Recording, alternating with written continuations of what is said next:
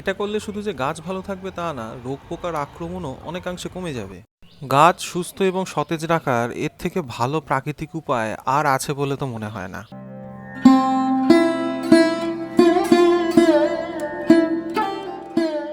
নমস্কার সবাইকে, আরও একবার স্বাগত আমার আরও একটি নতুন ভিডিওতে।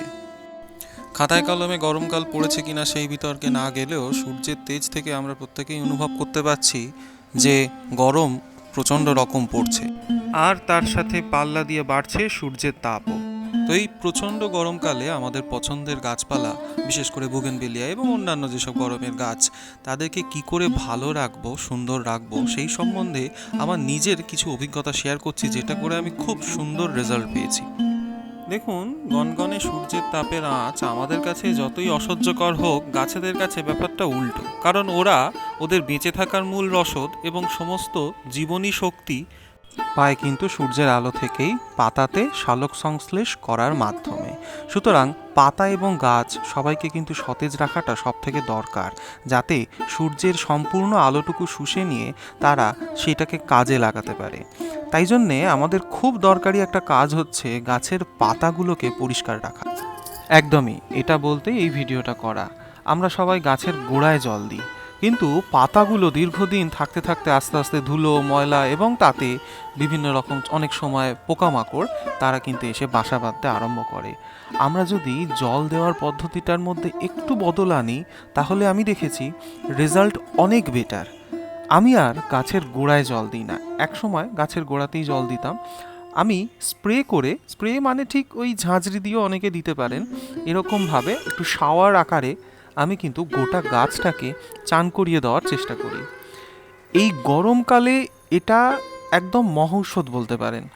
যে কোনো গাছকে ভালো রাখতে, সতেজ রাখতে এইভাবে জল দেওয়ার প্র্যাকটিসটা আমার মনে হয় খুব গুরুত্বপূর্ণ। আমি নিজে অন্তত এটা করে দেখেছি, রেজাল্ট অনেক বেটার। কি কি কারণ আপনাদের বলি। এক নম্বর তো যেটা নিয়ে আমি শুরুতেই আলোচনা করছিলাম, যে গাছ তার খাদ্য বা সালোক সংশ্লেষ করে পাতাতে। সুতরাং প্রতিদিন যদি জল দিয়ে আমরা সেই পাতাগুলোকে, গাছের সমস্ত পাতাগুলোকে যদি বৃষ্টির জলের মতো করে ধুয়ে দিতে পারি, তাহলে কিন্তু গাছের অনেকটা সুবিধা। 2 নম্বর পয়েন্ট, গাছের বাষ্পমোচন করার একটা পদ্ধতির কথা আমরা জানি, যার মাধ্যমে গাছ তার অতিরিক্ত জল বাষ্পমোচন করে বাইরে নিষ্কাশন করে, এবং এর সঙ্গে সঙ্গে অক্সিজেনও গাছ রিলিজ করে। সেটা করে কোথা দিয়ে? পাতার নিচের দিকে যে পত্ররন্ধ্র থাকে সেখান থেকে।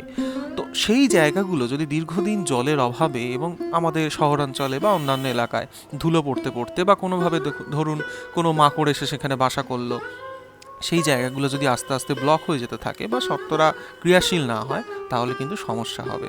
তো এইভাবে জল দিলে সেই সমস্যাটাও মেটে।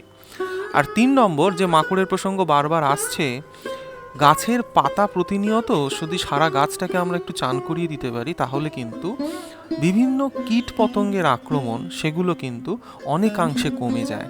কারণ তারা এসে বাসা বাঁধে, কোনো একটা মাকড় তার পোকা বা লার্ভা বা তার ডিম, সেগুলো কিন্তু এই পাতাতেই এসে প্রথম বাসা বাঁধে, এবং সেখান থেকে বাকি সমস্যাগুলো আস্তে আস্তে শুরু হতে থাকে। এবং এই কথা বলার আর অপেক্ষা রাখে না যে এতে গাছ প্রচণ্ড রকম সুস্থ, সবল এবং সতেজ থাকবে। কিন্তু একটা জিনিস মনে রাখতে হবে, ওভার ওয়াটারিং একদমই না। যেটা আমি দেখেছি, আমরা যে গাছের গোড়ায় জল দিই, ধরুন একসঙ্গে একটু বেশি জল দিয়ে ফেললাম, কখনো গাছের গোড়াটা ভিজে রইল, তার বদলে আমি দেখেছি এইভাবে জল দিলে ওভারঅল পুরো গাছটা যথেষ্ট পরিমাণে জল পায়। তার যতটা জল প্রয়োজন প্রতিটা পাতার কোনায় কোনায় জল পৌঁছে যায়, এবং ওই গোড়াতে জাস্ট 1 মগ জল ঢেলে দেওয়ার তুলনায় এটা অনেকটা বেশি এফেক্টিভ। আমার ক্ষেত্রে আমি করে দেখেছি যে গাছের গ্রোথ ভালো হচ্ছে, গাছের নতুন নতুন মুকুল আসছে, কিন্তু আমি কোনো রকম সার এক্সট্রা আলাদা করে কিছু প্রয়োগ করিনি, যা ছিল তাই। যেমন ধরুন, আপনাদের তো বলেইছি যে সর্ষের খোল পচানো, তার সঙ্গে সামান্য পরিমাণ মাসে একবার বা 2-1 মাস অন্তর একবার একটু মিক্স খাবার, ব্যাস। আর খুব বেশি হলে মাসে একবার আমি একটু এনপিকে স্প্রে করেছিলাম, তাও সবসময় রেগুলার করা হয় না। কিন্তু এই সব কিছুর তুলনায় আমি দেখেছি, যদি আমি জলটা ঠিক সুন্দরভাবে দিতে পারি আর রোদটা যদি গাছেরা সুন্দর করে পায় না, তো তাহলে বাকি আর কোনো কিছুর দরকার নেই। দেখুন, এই রোদটা হচ্ছে আমাদের রান্নাঘরের ধরুন ওই স্টোভে যে আগুনটা আমরা জ্বালাই সেই আগুনটা। আর মাটি এবং জল এটা হচ্ছে আমাদের রান্নার সামগ্রী। এই তিনটে প্রপারলি পেলে গাছের কিন্তু খাদ্য তৈরি করার বিষয়ে আর কোনো সমস্যা দাঁড়ায় না। আর আমি প্রথমে শুধুমাত্র পাইপ থেকে জল দিতাম, পাইপের সামনের দিকটা চেপে ধরে জল দিতাম। তাতে আমি দেখেছি একটু সমস্যা হয় মেনটেন করতে।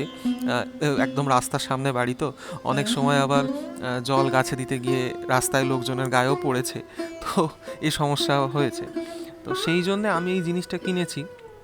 এটা একটা আমাদের বাথরুমে যেরকম হ্যান্ড শাওয়ার থাকে সেই টাইপেরই মেকানিজম, সামনে কয়েকটা মোড দেওয়া রয়েছে, তো সেগুলো খুব একটা কাজের না। আমি ওই শাওয়ারের মোডটা ইউজ করি, আর এটা একটা ফ্ল্যাট জেট বলে, এটাতে একটু দূরের গাছগুলোকে দিতে আমার জল দিতে সুবিধা হয়। তো এইভাবে আমি এটা ব্যবহার করি, আর এতে কন্ট্রোল করতে খুব সুবিধা হয়। যখন জলের প্রেশার আস্তে বা জোরে সেটা করতে সুবিধা হয়। এগুলো আপনারা হার্ডওয়ার্কসের দোকান থেকে পেয়ে যাবেন, আপনাদের এলাকার হার্ডওয়ার্কসের দোকান থেকে।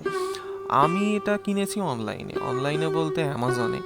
এবং সেখানে আমার যতটা মনে হয়েছে অ্যামাজনে না দামটা একটু বেশি, জানেন তো। যদি অফলাইনে পান আমার মনে হয় বেটার। আমি কিনেছি, আমার পড়েছে প্রায় 190 টাকার আশপাশ, বা 200 টাকাই ধরলাম আর কি। তো এই জিনিসটা 200 টাকার একেবারেই না। হ্যাঁ, ও হার্ডলি এটার দাম হওয়া উচিত 100 কি 120। বেকার অনলাইনে। আর তার থেকে বড় কথা, অনলাইনে দেখছি ছবিতে যে কোম্পানির জিনিসটা দেখাচ্ছে, বাড়িতে আসার পরে সেই কোম্পানিটা না অনেকটা চিপ প্লাস্টিক, একটু সস্তার। তো আপনারা যদি দোকানে পান, একটু দেখে, একটু ভালো কোয়ালিটির প্লাস্টিক মেটেরিয়াল দেখে, বা যাই হোক, এটা যে কিনতে হবে তার কোনো মানে নেই। আপনি এইভাবে গাছে জল দেওয়া নিয়ে দরকার। যদি ঝাঁঝরি থাকে, ধরুন 5 লিটারের বা 4 লিটারের এরকম পাওয়া যায় যেগুলো, তো সেগুলো করলে হয়। কিন্তু আমার এখানে যেহেতু গাছ কটা অনেকগুলো, তো অনেকবার বয়ে বয়ে জল আনতে হবে এবং অনেকবার দিতে হবে, তো সেটাতে আমার একটু সমস্যা ব্যঞ্জক মনে হয়েছে। কেউ ওটা করলেও করতে পারেন। আর দ্বিতীয়ত, পাইপটা কিন্তু কিনতে হবে। পাইপ না থাকলে সমস্যা। আশপাশে যদি জলের ট্যাপের ব্যবস্থা না থাকে, তাহলে কিন্তু এইরকম করা যাবে না। আপনারা তাহলে ঝাঁঝরিটা ইউজ করুন। এবং যেটা মোদ্দা কথা, সেটা হচ্ছে পুরো গাছটাকে চান করিয়ে দেওয়াটা হচ্ছে সবচেয়ে বড় কথা। সেটা আপনি ঝাঁঝরি দিয়ে দিন, পাইপ দিয়ে দিন, পাইপের সামনে এরকম একটা জেট স্প্রে থাকুক বা না থাকুক, ডাজেন্ট ম্যাটার। আমি ওরকম কোনো কোম্পানির তো বিজ্ঞাপন দিতে আসিনি, বিষয়টা বোঝাতে এসেছি। সুতরাং যেভাবেই দিন, আপনাদের খেয়াল রাখতে হবে গোটা গাছটাকে চান করিয়ে দেওয়াটা খুব গুরুত্বপূর্ণ, যাতে প্রতিটা পাতা সতেজ থাকে এবং সম্পূর্ণ গাছটা সতেজ থাকে। আজকে ভিডিও তাহলে এই পর্যন্তই। আপনারা জানান এই বিষয়ে আপনাদের অভিজ্ঞতা কমেন্টসে। ধন্যবাদ।